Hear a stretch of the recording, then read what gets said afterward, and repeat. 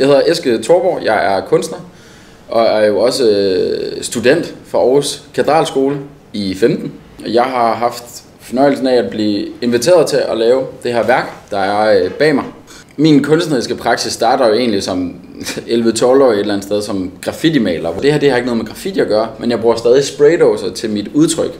Og det er noget af det, der sådan er ret vigtigt for mig i mit virke og de værker, jeg laver, at man stadig kan se, hvor det er, jeg kommer fra. Så var det vigtigt, at vi havde en dialog mellem skolen, kunstudvalget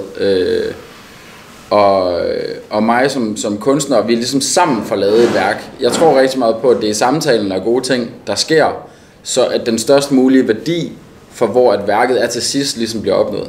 Det værk, jeg er kommet frem til, er de her ringe, som starter i midten og ligesom bliver større og større og går ud af. Det var vigtigt for mig, at jeg lavede en eller anden form for pendant til noget af det kunst, der var her i forvejen. Så det er det, farverne ligesom er gået ud fra. Hele det her værk har jeg prøvet at tænke ind i, at de 3 første karakterer er ligesom en eller anden form for symbol for første, anden og tredje G. For at efter den 4. karakter, der har vi ligesom hænderne foldet foran på maven. Vi er måske lidt mere rolige. Vi har den her ballast. Så det er ligesom den 4. karakter, som ligesom viser, okay, nu stoler jeg lidt mere på mig selv. Jeg hviler måske lidt mere i mig selv.